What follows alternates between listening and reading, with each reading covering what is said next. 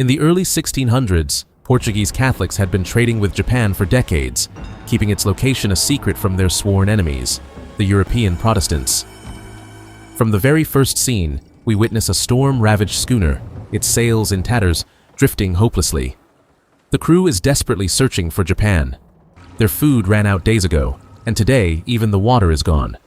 The captain, losing faith in their journey, prepares for the worst. Suddenly, one sailor throws a plumb line into the sea to gauge the depth. When it emerges, smeared in grease and coated in white sand, it signals that land is near. The pilot rushes to the captain with the news, but the captain remains unmoved. Of the original 5 ships, only one remains, barely afloat, with a handful of survivors near death.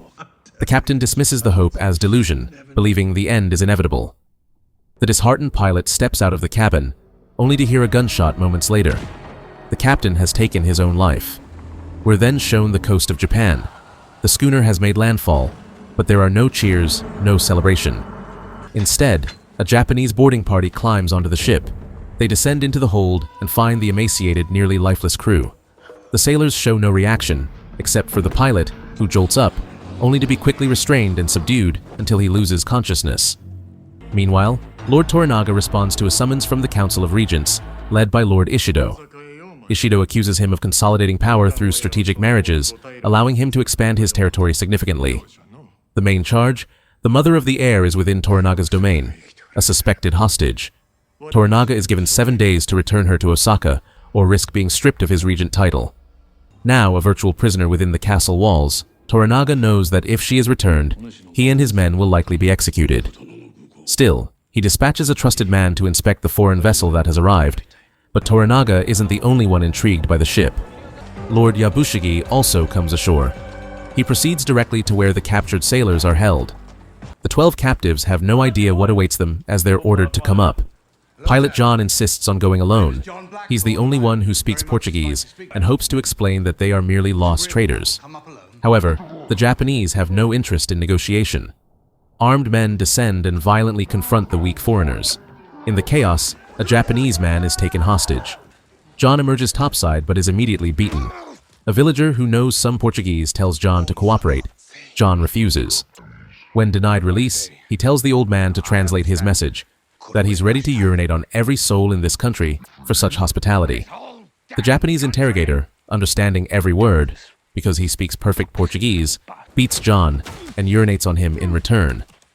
John is paraded through the village. Curious locals wonder who he is, whether he's Christian. A samurai gives no answers, only orders them to clear the path. An old man approaches John and makes the sign of the cross. A second later, his head is severed. The samurai sheaths his blade, and the procession continues. They arrive at Yabushige's residence. A Portuguese priest is summoned to translate. But seeing a Protestant, the priest refuses to help, instead accusing John of being a vile pirate worthy of death.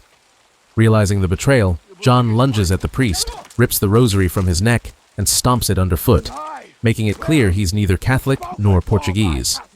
This piques Yabushige's interest. The Japanese order John to be cleaned, though someone else must die in his place. Meanwhile, Toronaga spends time with the young heir. The boy is summoned for a calligraphy lesson, leaving the lord alone with the lady guardian. She voices her suspicions that Ishido has promised Toranaga's lands to the regents. She foresees Toranaga's execution, followed by the downfall of the regents, and possibly the death of the heir. Toranaga vows to protect the boy with his life, but she urges him to embrace destiny and become Shōgun, as his lineage demands. Toranaga believes the title, a warlord, belongs to a barbaric past. Back in Yabushige's domain, everything is prepared for execution. While John is scrubbed and dressed, another sailor is boiled alive. By morning, Yabushige prepares to leave, believing the ship is now his. He sees no reason to inform Toranaga, who he assumes will soon be dead. With war looming, possession of the ship and its weapons would make him powerful. However, Toranaga's man, Hiromatsu, arrives and declares that the Lord has seized ownership of the ship, the crew, and all valuables aboard. Yabushige has no choice but to submit. Hiromatsu then returns to Osaka with John and Yabushige. A Spanish pilot named Rodriguez speaks up for John, offering to vouch for him. They all set sail. That night, a storm erupts. Rodriguez takes the helm while the Japanese row, but they lack experience. John shouts for them to face the waves. The Spaniard frees John and sends him below to urge the rowers. Yabushige follows, but sees John confidently taking charge, an expert pilot. Swallowing his pride, Yabushige joins the oarsmen under John's orders. Suddenly, a wave washes Rodriguez overboard.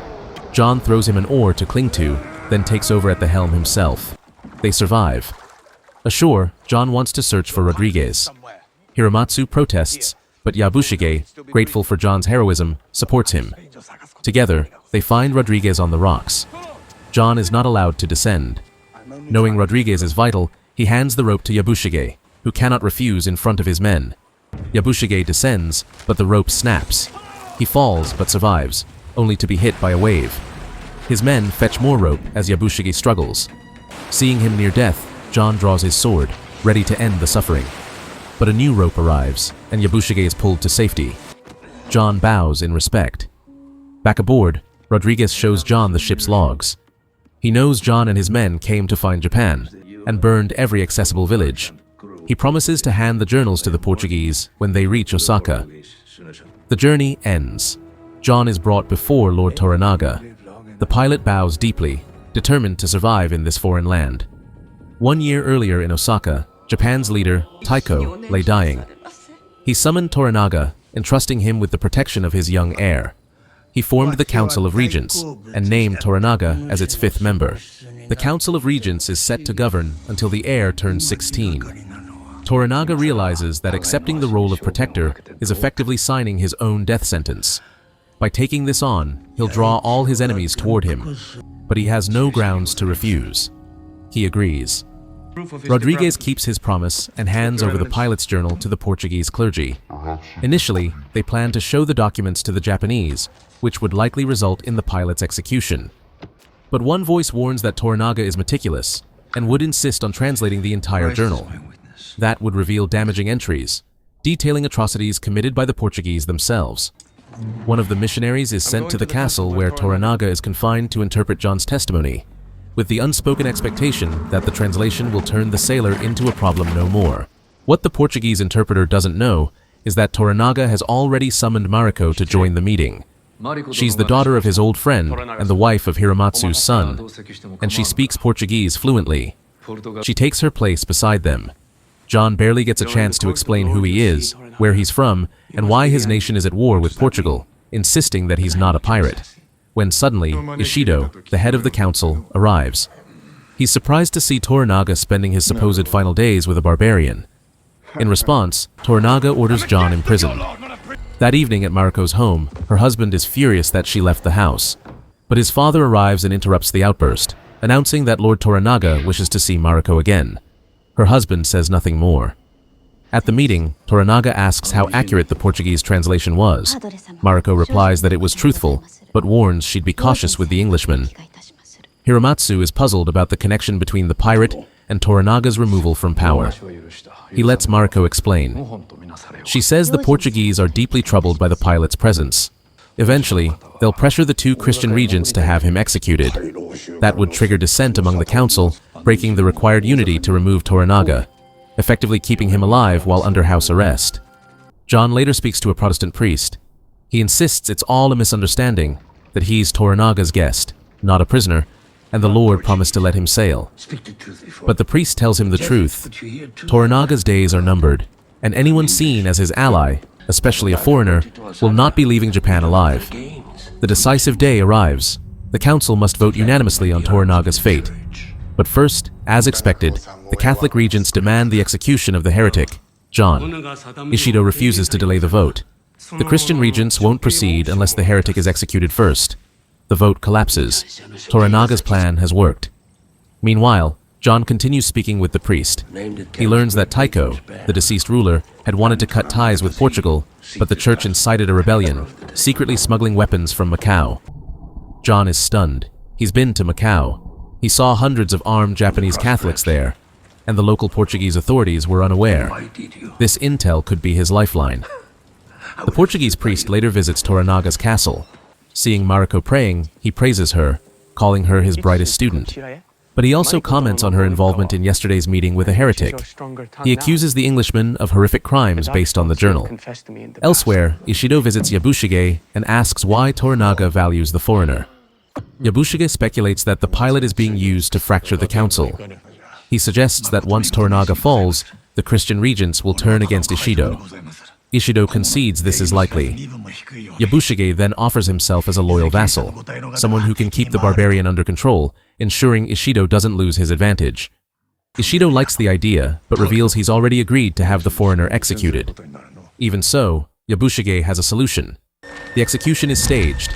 John is blindfolded and led into the forest, but they're ambushed by robbers who slaughter the guards. Yabushige had hired them to stage the rescue. Immediately afterward, he has the bandits killed, tying up loose ends. John thanks him for saving his life. The pilot is brought before Toranaga, with Mariko translating. John apologizes and clarifies that he's not Catholic. Toranaga, in turn, apologizes for the imprisonment. With Mariko's help, John outlines the real ambitions of the Portuguese in Spanish. They've carved up undiscovered territories among themselves, with Japan marked for Portuguese control. He explains their plan to replace Japan's rulers with European viceroys, and reveals the secret Catholic base in Macau, complete with Japanese mercenaries and weapon stockpiles for rebellion. Toranaga orders him to stay in the castle for the night, warning that bandits still prowl outside. Meanwhile, the Portuguese priest demands that Toranaga authorize the departure of the Black Ship, a vessel bound for Portugal with another treasure haul. Toranaga refuses. He confronts the priest with what he knows about their hidden military presence and says he wants more information before making any decisions. The church is furious. The barbarian is disrupting their plans. A Christian regent is summoned to eliminate the threat. That night, an assassin infiltrates the castle. A woman, blade in hand, slaying guards and concubines alike. Shouts ring out. An intruder is inside, and Lord Toranaga must be protected. John hears the commotion and rushes to help. Meanwhile, Toranaga has staged his bed with pillows under a blanket to fake sleep. Sword in hand, he hides in the shadows. The assassin bursts in, ready to strike the bed, but Toranaga wounds her. She lunges again, and John blocks her, taking a cut to the arm. Together, they kill her. As the body is examined, Toranaga reveals that he switched rooms with the barbarian, meaning the assassin wasn't after him, but John. The attack didn't come from Ishido. It was the Christian regents who sent her. After the attempt, Toranaga summons Yabushige. Expecting the worst, Yabushige comes prepared with a written will. He bows and offers his sword. Toranaga's first question, does he know the Amida Tong, a clan of assassins? What would Yabushige pay them for a target like himself? Yabushige realizes the regent suspects him and knows about Ishido's recent visit. Toranaga presses, what was Ishido's offer? Yabushige confesses.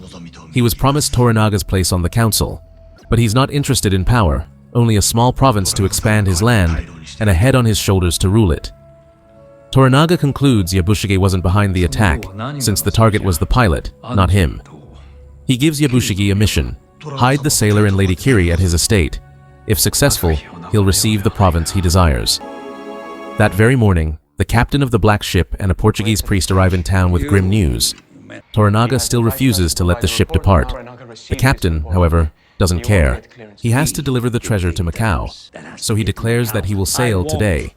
He doesn't care what happens next, but the damned pilot hurts them more and more, so waiting it out isn't an option. Meanwhile, John is being treated for a wound on his arm after being attacked. Mariko is nearby and translates the conversation with the healer. A Japanese man enters and says that the sailor will be taken elsewhere today. A group of Toranaga's warriors, led by Yabushige, has already gathered in the courtyard. The Lord's first concubine, Lady Kiri, sits in a handcart. John has been told to stay close to him and remain visible at all times. Yabushige is not happy. They should have left long ago. But then a signal sounds that Ishido's troops are at the gate. The regent is extremely annoyed that the pilot and Lady Kiri are leaving his castle. The guards inspect the handcarts after making sure that Lady Kiri is definitely there. The chief sets out his warriors to escort the procession to the port. No assurances from Yabushige that they would make it on their own affect his decision. Only Mariko and John notice that Lady Kiri has quietly left her handcart after the inspection and that Lord Toranaga has taken her place. The escort moves on before leaving the city. They were stopped by guards. Again, by order of Ishido, they have to inspect all travelers.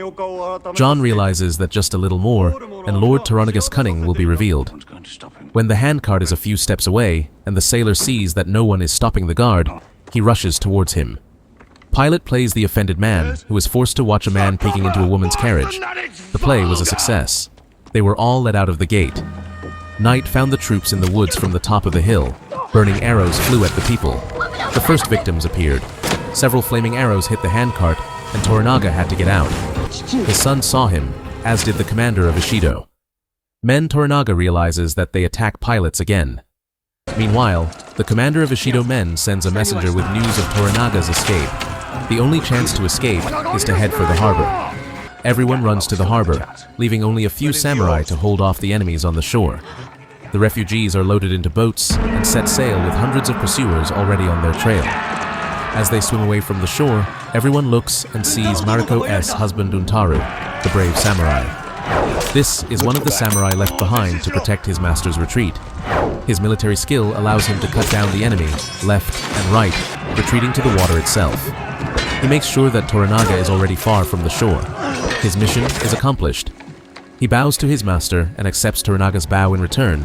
The warrior then raises his sword and attacks the hordes of enemies. Looking out from the boat, Mariko realizes that she is about to lose her husband. When they reach their galley, everyone sees a huge number of boats. The pirates have blocked the exit of the harbor and are already waiting for Tora. Naga John has a bold idea: sail up to the Portuguese black ship and negotiate with them. Pirate boats are no match for a huge schooner. Once on board, the captain agreed for a fee. Portuguese priests were also on board. Toranaga promises them that he will allow a Christian church to be built in his town, but in return, they'll have to win over 2 Christian regents who are currently loyal to Ishido. The priests pretend to agree, but the captain has another condition: the pilot must stay in Osaka. Captain gives Toranaga John's ship's logs, which prove that he is a pirate, so Toranaga agrees. John watches the black ship sail away and realizes that his life is pretty much over. Now Ishido watches from the shore. John decides to fight to the end. He stays on the galley and looks at the crew and their captain. The captain is his buddy, so the pilot asks him to beat the drums and sail after the black ship. He almost catches up to the schooner and keeps pace with it, preparing to crash into the pirates' rows. No one on the black ship expected such audacity from a sailor. The schooner smashes into the boats, gradually crowding John's galley. The black ship has created a gap in the pirate ambush into which John's galley has slipped, but there's no time to celebrate. The schooner's captain didn't just help the sailor by turning left. Yes, he covered the galley with his hull, but the plan was different: to push the galley into the reefs. But the Spaniard remembers that John saved him, so he lets the galleys go, thus paying off his personal debt. Both ships have left the harbor, and Toranaga decides to return to his galley at that time. Hiramatsu visits the Council of Regents. He brought the regents an order from Toranaga, in which he voluntarily resigns from his position as regent. The remaining regents now have 4 votes each, which does not give them the right to vote on issues, as only 5 regents can make decisions, and on the galley Toranaga thanks John for his help in getting out of Osaka. He says he has John's journals, and piracy is punishable by death, but they will take a long time to translate. John has to raise a regiment and train them in foreign tactics, and from that moment on, John is no longer a barbarian. Toranaga declares him his Hatamoto, a high-ranking samurai in the fishing village of Yabushigi, where Toranaga and John plan to seek refuge. The cold has already set in. The viceroy of the village, Yabushagi's nephew, receives a letter about the imminent arrival of the guests, so he tells all the villagers to prepare for the big meeting. Toranaga orders that John as Hatamoto be provided with a concubine, a widow who has recently lost her child and husband, sails with them on the galley. Mariko tells her that Toranaga wants her to be the pilot's concubine. The girl feels insulted, but it is impossible to defy the Lord, so she agrees to serve the new Hatamoto for 6 months. The galley reaches the village. The nephew has done his best, and the entire Yabushige army greets the guests on the shore. Hundreds of soldiers bow their heads in respect. After Toranaga reviews the troops, he leaves on business. Left ashore, John tries to find his crew, but learns that they have recently been transferred to another town. The pilot wants to board his ship, which remains moored off the coast of the village, but the viceroy does not allow it. John does not understand he has agreed with Toranaga that the ship and crew are his. However, Mariko, who has approached the man, makes it clear that everything belongs to Toronaga, so nothing can be done without his permission. Mariko shows John his new home, his servants, and introduces him to his concubine. She reminds the man that he has agreed to train people and that it will take 6 months. John is outraged. While Toronaga is away, Yabushige has the guns and cannons from the barbarian ship at his disposal. If the regents find a fifth, they will send Toronaga into retirement. In that case, the weapon will remain in Toranaga's possession. He can then present it to Ishido as a gift. Meanwhile, John tries to get his concubine to stop following him around. Mariko says that a concubine cannot go to bed while her master is awake. In the morning, the regiment leaves for training. The viceroy follows John and tries to force him to give up his pistols. John stubbornly refuses. He points both pistols at the guest. Mariko tells him to come to his senses. But John can't forget his first encounter with the viceroy, who bullied him in the pit. The concubine also asks him to hand over the weapons, but not to anyone else, but to her for safekeeping. She will guard them with her own life. John has no choice but to obey. When the viceroy sees the barbarian handing the weapon to his concubine, he insists that she give it to him, but the girl points a pistol at him and tells him to leave the court. John looks at the girl with admiration, and the viceroy leaves the court in the field. Yabushige demands that John talk about foreign battle tactics. Mariko is willing to translate, but John keeps telling her that he is a sailor and has not participated in land wars. He realizes that his entire position could collapse in an instant. After reflecting, he offers to show Yabushige how to fight at sea, claiming that land warfare is child's play compared to naval combat.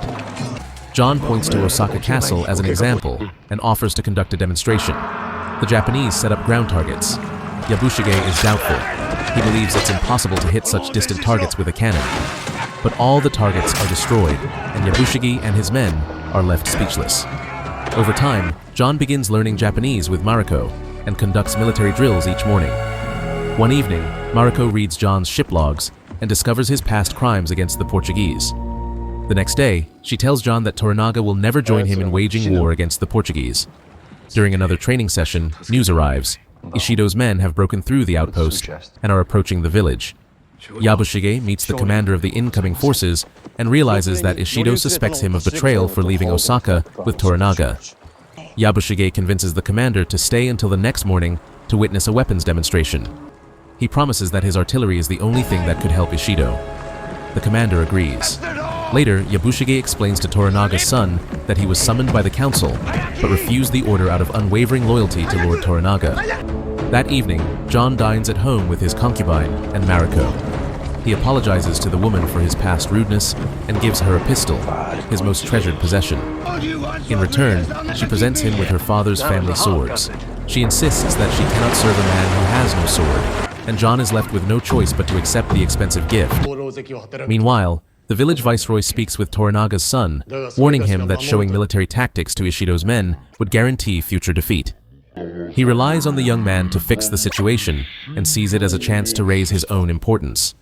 Toranaga's son promises to handle it. Later that night, John goes to a cave to bathe.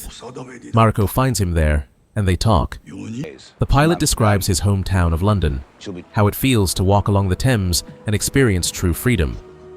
That night, Mariko wakes John and makes love to him. In the morning, John learns it wasn't out of desire. Mariko had spoken with the concubine the day before, and the two decided to give Hatamoto a gift together. Morning arrives. The targets are in place. As Ishido's commander prepares to observe the demonstration, Toranaga's son draws his sword and declares that the commander's very presence dishonors his father. He gives the signal, and the cannons fire, not at the targets, but at the soldiers. The commander and his men are instantly torn apart. Within seconds, only blood and debris remain. Everyone is stunned by the violent act. Mariko is shaken. She realizes war has officially begun. The remaining bodies of Ishido's troops are loaded into a cart. Meanwhile, an army of thousands, led by Toronaga and Mariko's surviving husband, Buntaro Toda, marches toward the village. Elsewhere, the Council of Regents unanimously votes to remove Toronaga from power. But since the council is incomplete, they cannot act. Now it is time to appoint a fifth regent. Ishido proposes Dano, a cousin of one of the current members. Back in the village, Toronaga orders Mariko to remain at John's house and places her husband there as well, so she can serve them both. Toranaga's son approaches him and criticizes the decision to massacre Ishido's men. Toronaga immediately understands that his son has been manipulated, and even figures out by whom, Yabushige's nephew.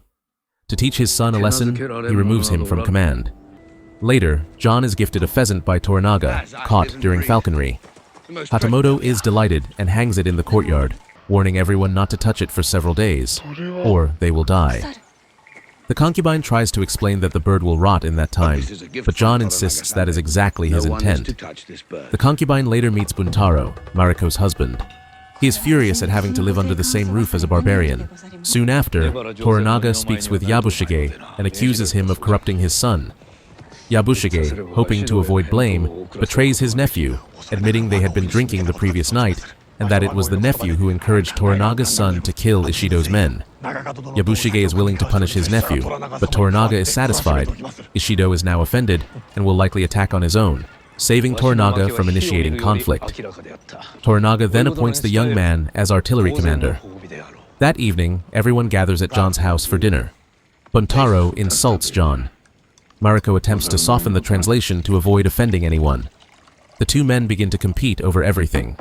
John swaps a small sake cup for a larger bowl, and Buntaro follows suit. Soon, both are drunk. The competition escalates to archery. Buntaro shoots an arrow just a millimeter from Mariko's face. John confronts him, saying no one should treat their wife like that. In response, Buntaro forces Mariko to confess her shameful lineage. Her father served Japan's cruel former ruler. For the good of the country, her father assassinated him. As punishment, he was forced to kill his own family, and then himself. Because Mariko is married, she must obey her husband, even when he orders her to leave. That night, John hears Toda beating Mariko. He rushes to her, but Toda is already gone, leaving the bruised woman behind.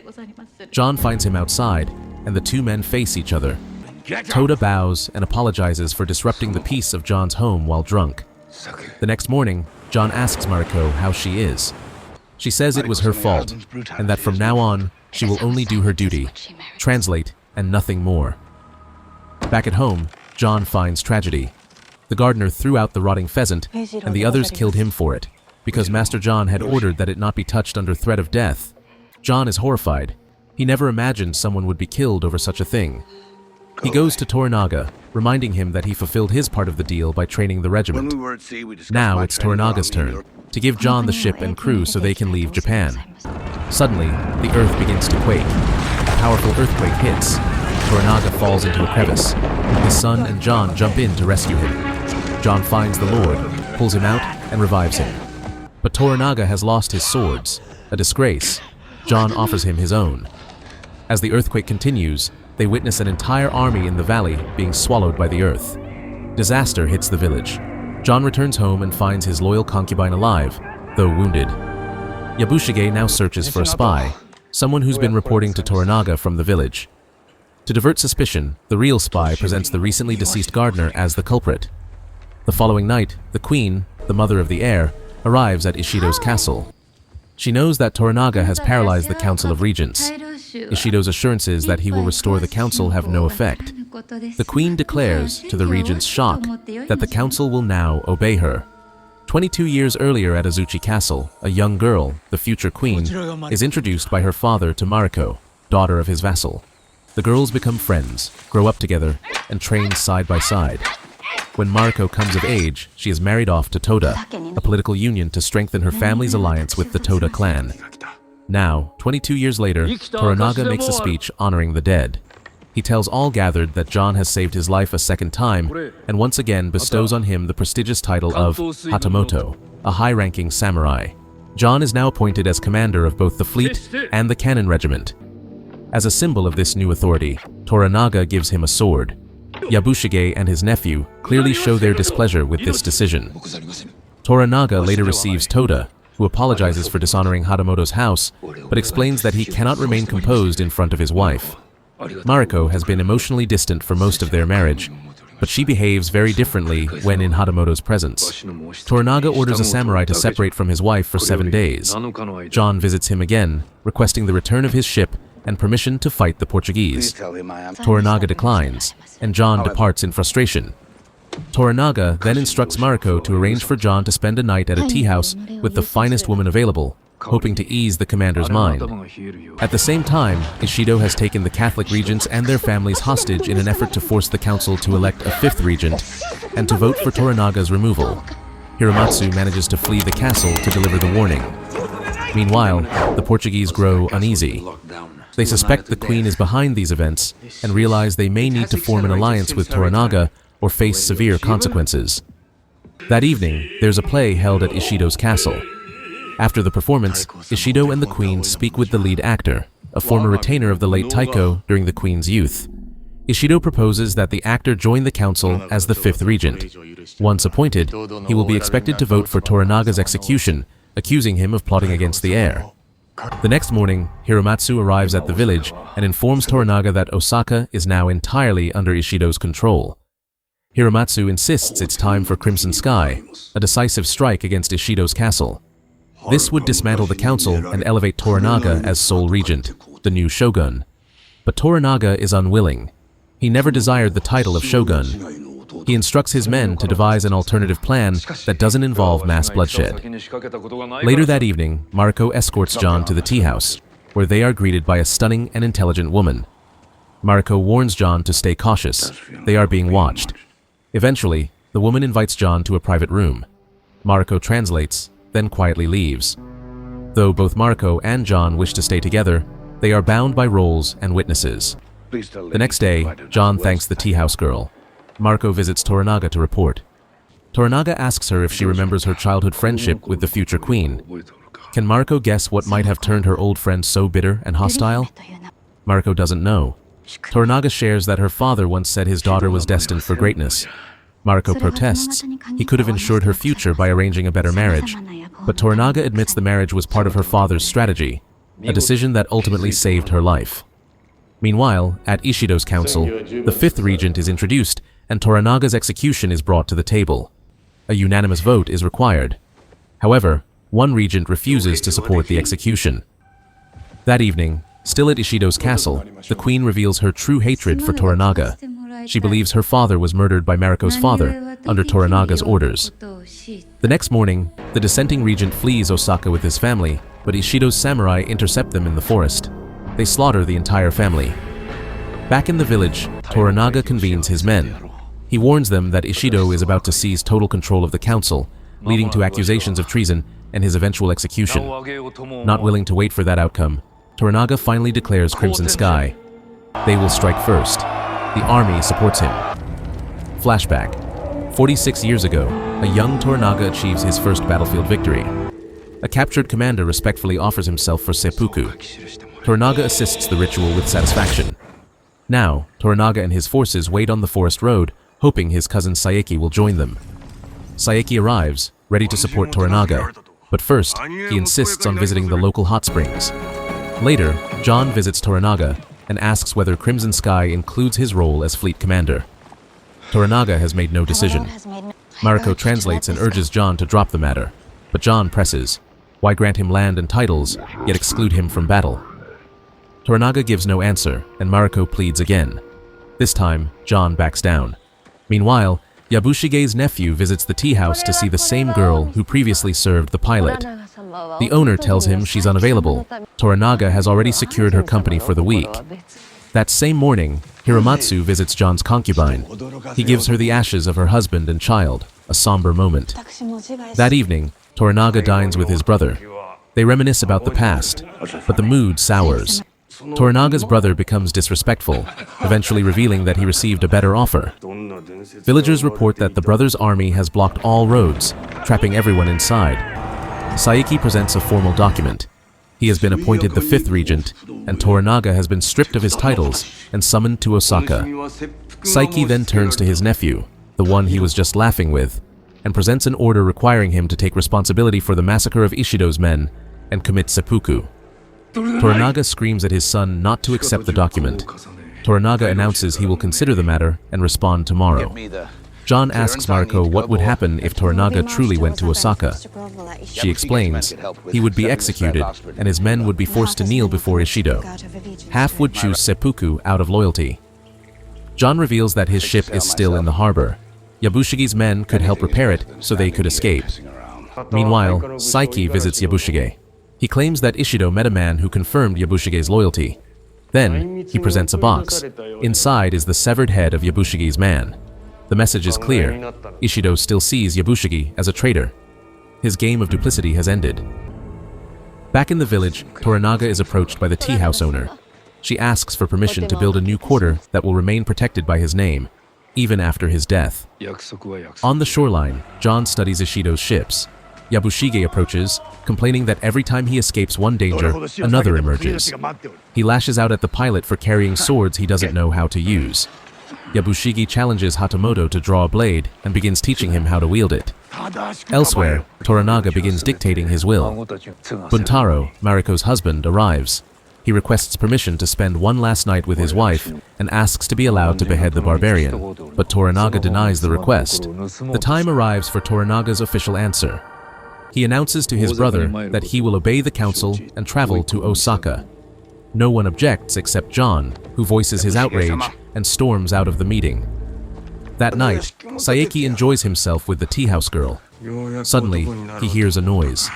Toranaga's son appears, sword drawn. Saeki flees into the courtyard. The boy gives chase and swings, but slips at the last moment, hit his head against a sharp rock. A few minutes later, Toranaga's son passes away. The funeral procession, led by Toranaga, moves slowly toward the town. Saeki's army accompanies the procession, agreeing to wait for 49 days until the Lord finishes mourning before escorting him to Osaka. Toranaga returns all of John's journals. When he departs for Osaka, Hatamoto is released from duty and is free to leave Japan. His service is considered complete. John's crew is already in the town, but he is more concerned about Mariko's fate. Mariko assures him that her loyalty demands she accompany her master to Osaka. In Osaka, Ishido is already celebrating what he believes is a decisive victory. But the queen is not yet satisfied. She insists that Toranaga still poses a threat. Ishido proposes strengthening their alliance through marriage, but the queen remains non-committal. Night falls in the village where the funeral has reached its final rites. Toranaga's son is honored, and the cremation begins in the morning, notably without his father present. A Portuguese priest visits Toranaga. He assures the Lord that his true enemy isn't all of Osaka, but Ishido alone. If Toranaga can forge an alliance with the queen, Ishido will lose his grip on power, and the heir will become a symbol of unity with Toranaga's army. But Toranaga doubts this outcome. He knows that many of his vassals wore armor to the funeral, a silent protest against his surrender. He intends to summon them and extract written oaths confirming their agreement to surrender with him. He believes a peaceful resolution is preferable to a bloody conflict. Nonetheless, he keeps his promise and allows the priest to build a church, but only if the priest goes to Osaka and tells them that Toranaga is surrendering peacefully. Hiramatsu, however, is convinced this is just a ruse. The Lord is preparing for war. Meanwhile, Toda prepares tea for his wife. He reconsiders his harsh treatment of her, knowing they may all die in Osaka. He suspects Mariko still has feelings for the barbarian, and, in response to Toranaga's planned surrender, offers her a grim form of love, a mutual seppuku. Mariko refuses. She explains that she never wished for death, but for a life without him. She will not die alongside him. Elsewhere, John is taken to a sailor's den where his crew is living. They reject him, blaming him for coming to Japan out of personal ambition. John leaves, disheartened. Hatamoto then visits Yabushige with Mariko, seeking her translation. He tells Yabushige that Toranaga is doomed. Since the Lord refuses to attack Osaka from the sea, John now wants to leave on his own ship under Yabushige's banner. He no longer believes in Toranaga's cause and doesn't want to die with him. But Yabushige declines. He firmly believes Toranaga will not surrender. As a true vassal, he remains loyal. Mariko sees John's actions as treacherous. John insists he's been released from all obligations, but no argument changes her opinion of his betrayal. The next day, Toranaga gathers his warlords. He announces that Yabushige will be the first to travel to Osaka and hand over all weapons, along with a list of those willing to surrender with him. Yabushige signs first, followed by his nephew. But the other warlords refuse. They declare they will not surrender, even if their master does. Hiramatsu states that he would rather die than see defeat. Toranaga, unmoved, tells him he is free to do so. That night, Hiramatsu commits seppuku. Later that evening, Toranaga summons Mariko. He asks whether John went to Yabushige. Upon hearing that he did, and that Yabushige refused, Toranaga smiles. He is confident Yabushige will change his mind after witnessing Hiramatsu's death. Mariko now understands it was all part of the Lord's plan. Hiramatsu remained loyal even in death. Osaka must be convinced beyond doubt that Toranaga has truly surrendered. Now it's up to Mariko. Is she ready to fulfill her mission? Mariko confirms she is. In Osaka, the queen approaches Ishido and bows, signaling her agreement to the proposed alliance. At the same time, Yabushige begins loading weapons onto John's ship, having changed his mind and decided to ally with the barbarian after all. Soon after, Mariko arrives with orders to escort Yabushige to Osaka. Flashback, Sendai Domain, 14 years ago. Mariko is captured for the third time. Though spared by her husband, she longs for death. A Portuguese priest comforts her, offering a cross. She accepts it. The ship carrying John, Yabushige, and Mariko arrives in Osaka. Yabushige asks John to stay close when they meet Ishido's men. Later, they are taken to Ishido's castle, where the noble families are being held hostage. The next morning, Ishido and the queen receive their guests. Yabushige tries to excuse himself by presenting John as a gift to the council. Ishido dismisses him, saying the heir has no need for a barbarian. Next, Mariko is introduced. She announces that she will leave Osaka the next day and take with her Toranaga's first concubine and another woman carrying his child. The room is stunned. Ishido immediately orders that she not be allowed to leave the castle. But Mariko defies him. She is the daughter of a warlord, not a peasant girl. With that, she leaves the council chamber. Yabushige is furious. He's convinced she will be prevented from leaving by morning. Morning comes. Mariko prepares to leave Ishido's castle with Toranaga's concubines. She is accompanied by a small group of elite samurai. On the way out, Ishido's guards try to stop them, but a single order is given, and one of her guards cuts down the obstruction. However, they are outnumbered. A skirmish ensues, and Mariko's samurai are killed. She's forced to admit defeat and returns to the castle. But for failing to complete her master's mission, she vows to commit seppuku at sunset. At the Council of Regents, Ishido discusses the incident. He finds himself trapped. If Mariko dies, Osaka will be disgraced. But if she's allowed to leave, other nobles may demand their freedom too. Meanwhile, the young heir wants to meet John. Ishido's men escort the sailor to the meeting. The queen asks if he speaks Japanese. John replies that he understands, but she should use simple words. Regardless, she summons Mariko to translate. Mariko warns John that this is just a pretext to lure her out. The queen recounts her childhood friendship with Mariko, how she was like a sister to her. But then, one day, Mariko was taken away, and now she sees a grown woman returning to destroy everything. She demands that these games stop. Mariko replies, "Only the queen has the power to end this." The queen insists she does not hold that much authority. Mariko and John exit the palace. Later, John begs Mariko not to go through with her death, not for religion, not for honor, but maybe for him. She softly holds his hand, then lets go and walks away. Elsewhere, Yabushige receives a message from Ishido. The regent has agreed to accept his loyalty. Evening falls. Mariko's death approaches. She confesses to the priest, acknowledging that seppuku is a sin. She asks the Catholic regent to assist with the ceremony. He agrees. But when the time comes, the regent does not appear. John steps forward. He will assist her, unwilling to let her condemn her soul by dying in disgrace. At the very last moment, just as Mariko presses the dagger to her chest and John holds his breath with his sword drawn, Ishido arrives. He grants Mariko permission to leave the castle. The other of Toranaga's concubines also requests to leave with her, and Ishido, unable to publicly admit he's holding them hostage, allows it. That night, Yabushige begins quietly killing the guards along the castle walls. Soon after, assassins climb up ropes and scale the walls. Yabushige opens the gates, letting in more armed men. Silently, they begin slaughtering samurai throughout the castle. Inside, John and Mariko fight desperately to fend off the attackers. Mariko is convinced that the assassins are targeting her. She, along with the concubines and John, searches for shelter. Yabushige joins them, and they barricade themselves in a warehouse with a heavy door. But the enemy is already trying to break it down. John struggles to hold it closed. Mariko realizes they are out of time. She steps in front of the door, offering her life in protest against the dishonorable attack. Moments later, the door explodes. The blast kills Mariko. John, barely conscious, rushes to her, but she is already dead. By morning, the noble families begin leaving Ishido's castle. At the Council of Regents, Toranaga's brother delivers a formal protest. Toronaga is devastated by the loss of his most loyal vassal, and he leaves the city, determined to go to war with Osaka. Ishido is unmoved. He doesn't care if Toronaga surrenders at the castle or dies on the battlefield. He orders preparations for war. Just then, a small earthquake strikes. The other regents consider it a bad omen, but Ishido is resolute. The war order is signed. Later, he visits Yabushige to thank him for his work. Yabushige is stunned. He thought Mariko would merely be arrested, not killed.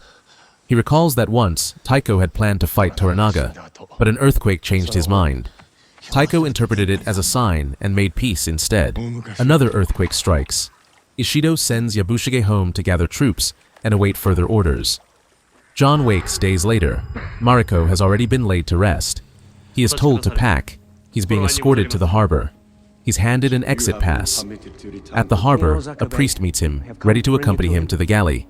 Yabushige is already there, preparing to depart.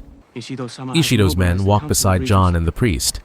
The priest informs him that Ishido has officially declared conflict with Toranaga. The queen will support him with the heir's army. According to the priest, Toranaga is destined to fall. But John remains doubtful. He knows Toranaga is not someone to be taken lightly. With the help of a woman, without lifting a weapon or making an open declaration, he managed to free all the hostages. As they near the shore, John surveys the landscape. Woods surround them. He asks the priest if this is where an ambush is waiting, but the priest fulfills his promise. Mariko had pleaded with the church to ensure John's safety before she passed. The priest honors her request and delivers John safely to Yabushige's galley. At the village, John sees the charred remains of his ship on the shore. Yabushige's nephew gives the order to take away his uncle's swords. Toronaga has called for his detainment. John demands to know who was behind the destruction. The answer, followers of the foreign faith. Yabushige is brought before Toronaga. It's revealed he was seen allowing intruders into the stronghold. Under pressure, he admits to his role. Toronaga strips him of his lands and commands him to face a traditional sentence by sunset. John returns home, greeted by his faithful companion. Toronaga visits his own household, holding his child. He thanks the women for protecting the baby. His first wife presents him with a letter from the queen, delivered before they left Osaka. After reading it, Toronaga understands the full weight of what Mariko accomplished. John's companion informs him that she's leaving in the morning. Toronaga grants her wish. She will retire from service and take up a spiritual life. John cannot persuade her to stay. He thanks her and says farewell. The next morning, John visits Toronaga. He's enraged by the loss of his ship and promises to find those behind it. He pleads for the lives of the villagers, explaining that the fire was Mariko's doing, the cost she paid to save him. But Toronaga refuses. The search for hidden enemies must go on. In anguish, John sets down his sword and asks to face judgment as well. He admits that from his first day in Japan, he manipulated those around him. Even then, Toronaga doesn't waver. So John lifts the blade and begins a ritual of self-accountability. Just before he completes it, Toronaga intervenes. He halts the punishments and orders John to rebuild, not just his ship, but a fleet. Later, Yabushige and Toronaga meet atop a cliff. The time has come. Yabushige begs to understand the full strategy. Toronaga is surprised he still hasn't figured it out. He reveals that Crimson Sky is already unfolding. Within a month, all forces will converge on the battlefield. Ishido believes the queen will support him, but her final message confirms she will not. Ishido will be outnumbered. The remaining regents will rise against him. What lies ahead is not just triumph, but a future without war. With those words, Toronaga draws his sword and helps Yabushige find peace. Later, John is seen by the shore, working to pull the broken remains of his ship from the water. The villagers are too few and too weak to assist. Suddenly, Buntaro, Mariko's husband, appears and joins the effort. Above them, Lord Toranaga watches quietly from the cliff.